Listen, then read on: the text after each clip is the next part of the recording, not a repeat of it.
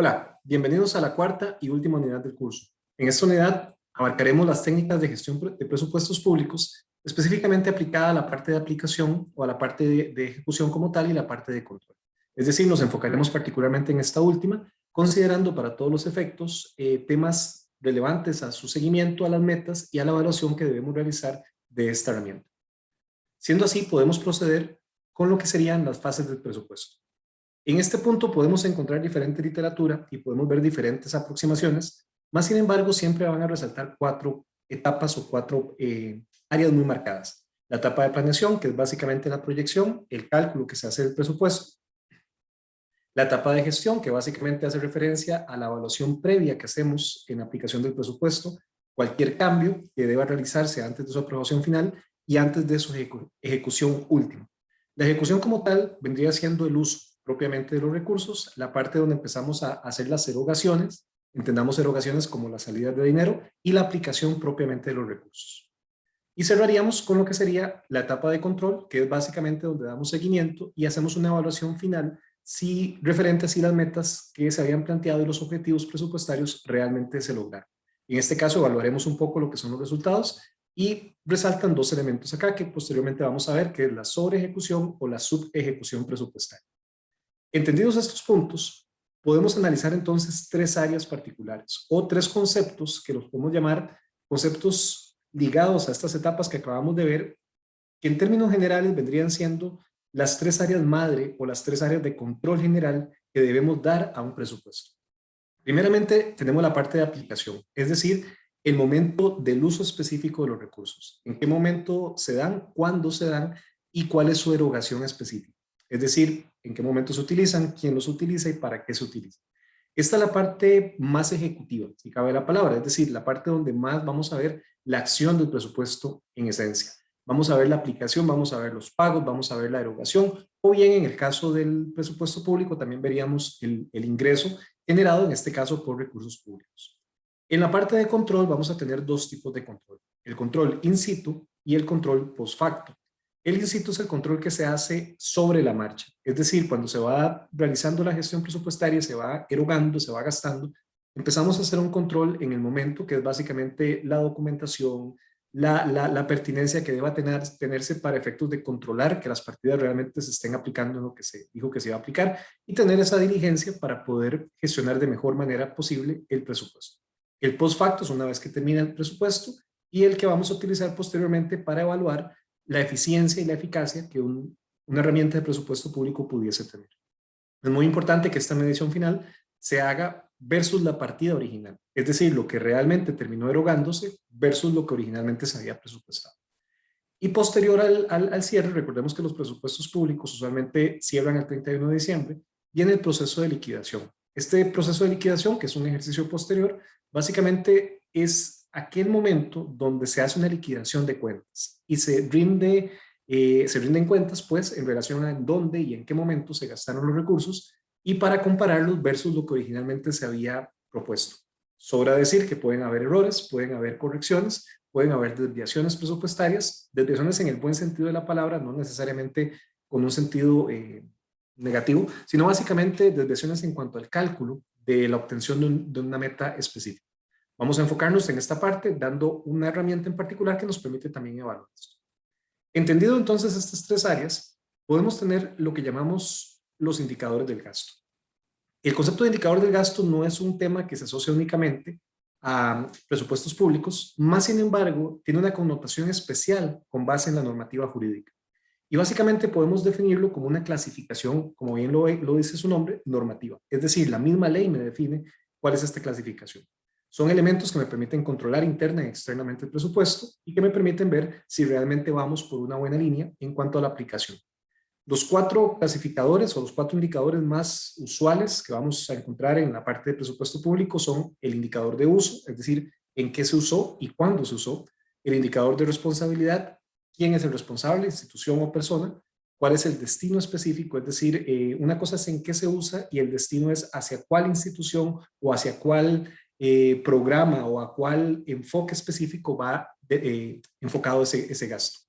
Y la partida específica, es decir, sobre cuál centro de costos o sobre cuál asignación específica va este gasto en particular. Se usa mucho para rendir cuentas y para llevar un control. Es muy importante y es la herramienta principal que utilizamos en la liquidación de gastos. La liquidación suele realizarse precisamente por tipo de indicador, es decir, por cada uno de ellos planteamos un reporte final donde decimos más o menos cuánto se gastó y con el reporte, con la documentación y con todo lo que sea pertinente para demostrar la diligencia y el proceso de cuidado que debe tenerse en estas herramientas. Entendidos los indicadores del gasto, podemos así definir lo que son indicadores presupuestarios métricos, que tienen una especial relevancia en función del control que le podamos dar a un presupuesto. En este punto tenemos dos indicadores muy importantes, que son la variación, que básicamente hace referencia al cambio, que hemos hablado en unidades anteriores, puede ser positivo o puede ser negativo. Cuando es una variación positiva, estamos hablando de un crecimiento, y cuando tenemos una variación negativa, estamos hablando de un decrecimiento. El cambio, como hemos visto, es un delta que aplica N2 menos N1 entre N1, donde N2 es el dato más reciente, N1 es el dato anterior, y me puede dar un dato positivo o un dato negativo. No hay tal cosa como crecimiento negativo, en ese caso se llamaría decrecimiento. Por otra parte, tenemos un dato muy importante que es la participación relativa. Esta participación básicamente podemos definirla como cuánto representa o cuánto pesa una determinada partida dentro del total del presupuesto. Si el presupuesto es 100,000 colones y tenemos una partida que tiene 20,000 colones, el peso relativo es de 20%. Básicamente, como lo ven ahí, se divide la partida, el monto de la partida específica, entre el presupuesto total. Y esto me daría el peso ponderado. Esta herramienta es muy importante porque nos permite evaluar y nos permite determinar cuál va a ser entonces el contenido presupuestario que vamos a tomar en cuenta en términos porcentuales del peso que vamos a utilizar. Adicionalmente, tenemos esta otra herramienta que es muy válida, es de las más usadas quizás en materia presupuestaria, y hace referencia al índice de desempeño porcentual y la desviación presupuestaria. El IDP, o índice de desempeño porcentual, como lo ven ahí, es básicamente una medida porcentual, una medida relativa en relación de un dato real, un dato que se origina de una aplicación presupuestaria versus el que se esperaba. Es decir, como ven la fórmula en el IDP, real entre esperado por 100. Si la aplicación fuera exactamente igual a la partida que se originó al inicio, el resultado sería 1 o 100%. Eso implicaría que el presupuesto fue perfecto, que el presupuesto se logró aplicar tal como se había definido y no tenemos ni desviación positiva ni desviación negativa. La desviación va a ser la resta entre el dato real y el dato esperado. Sobra decir que si el IDP me da 1 o me da 100, no hay desviación porque el dato real, o sea, lo ejecutado, va a ser igual a lo presupuestado. Si el IDP me da más de 100, eso implicaría que tengo una sobre ejecución y terminé gastando más de aquello que tenía presupuestado. Si me da menos de 100, implicaría entonces que tengo una subejecución y gasté menos de lo presupuestado.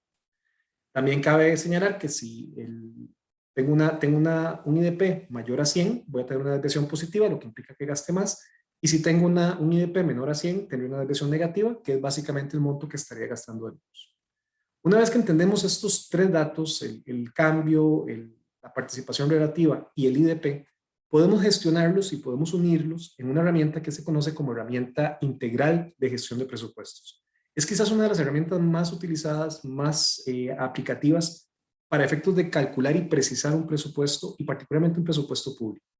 Vamos a analizarla, pero antes de entrar a ella, es importante señalar acá dos aspectos de relevancia que son básicamente el concepto de qué es este resultado. ¿Qué es este resultado presupuestario?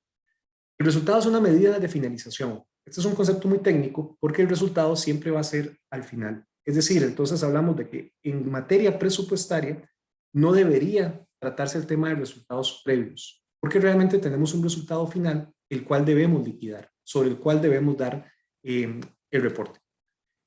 Este resultado se va mucho en función del IDP. Como les dije, el IDP puede ser positivo, puede ser negativo o puede ser cero. Ideal que fuera cero. Es decir, que no haya desviación. El IDP sería 100, la desviación sería 0 en este caso, lo cual implicaría que no hay ni sobre ejecución ni sub ejecución. La significancia o la manera de interpretar estos resultados básicamente lo vamos a ver de esa manera, como una sobre ejecución en el momento que el IDP me dé más de 100, lo cual implicaría que se gastó más de lo que se tenía presupuestado, una sub ejecución en los casos donde se gaste menos, donde el IDP da menos de 100, o una ejecución par en los casos donde el IDP da 100. Que volvemos al tema de cero o el concepto cero, que es básicamente se gastó lo que se tenía presupuestado. La revisión final es muy importante porque no solamente tengo que ver el IDP, sino que tengo que ver en qué se usaron esos sobregiros o en qué no se usaron esas subutilizaciones. Es justificable claramente que se pueda gastar menos, que se pueda gastar más, todo depende de la situación. Más sin embargo, partimos del principio que si el presupuesto respetaba aquel criterio de integralidad y aquel otro criterio de especialidad, debería ser muy exacto. Entonces, en principio, no deberían haber desviaciones. Sin embargo, en la práctica, por imprevistos pueden ajustarse y pueden darse siempre y cuando sean justificables. ¿Qué me permite esto? Me permite establecer responsabilidades, evaluar el destino del presupuesto, ver el tiempo de ejecución. Esto es muy importante. El dato real debe estar al mismo tiempo del dato esperado. Si estamos hablando de una partida anual, el dato real debe ser anual. No podemos comparar tiempos diferentes o datos en tiempos diferentes. Y claramente puede también ser un indicador para determinar si hay algún dolo o alguna culpa. Cuando el indicador es 0, difícilmente hay algo extraño. Es decir, no hay desviación, el IDP me da 100, estamos en un proceso casi perfecto de presupuesto y podemos más o menos partir de que hay una consistencia en cuanto al cálculo y la aplicación final. En pantalla tienen ustedes la herramienta de gestión integral presupuestaria. La fórmula es muy sencilla, en la práctica de la semana la pueden ver desarrollada mucho más a fondo con diferentes partidas. Es básicamente la fórmula de calcular un presupuesto tomando en cuenta las tres variables, tomando en cuenta el crecimiento o el cambio, tomando en cuenta el IDP y tomando en cuenta la participación.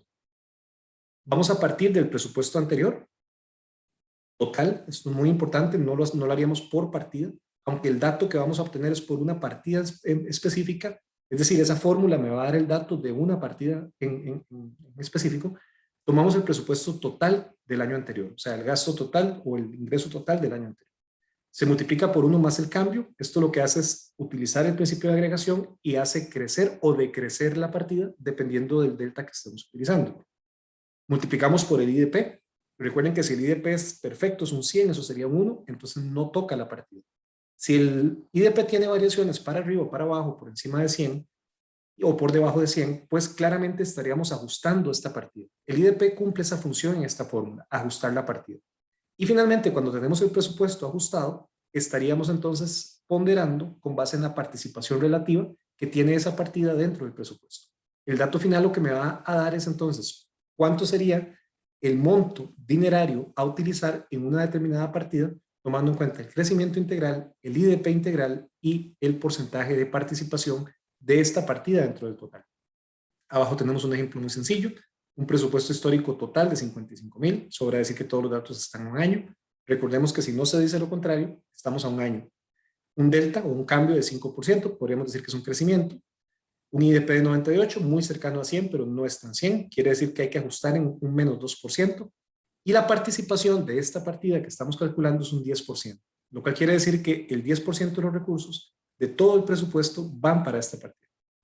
Pueden ver ustedes cómo se desarrolla, se toma el presupuesto, se multiplica el principio de agregación por 1 más el crecimiento, se ajusta con base en el IDP y se multiplica por la participación final. La participación final de la partida dentro del total.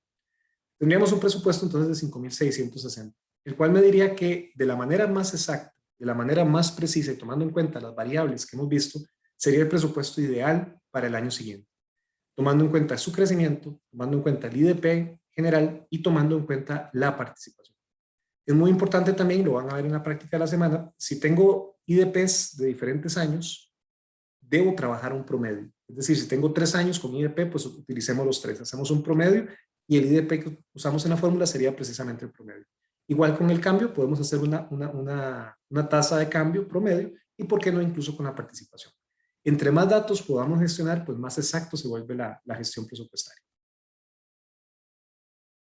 De esta manera, estaríamos cerrando la unidad 4, que es la última unidad del curso, esperando haya sido de mucho provecho y que puedan también analizar la herramienta en la práctica de la semana. Agradeciendo su atención, atentamente.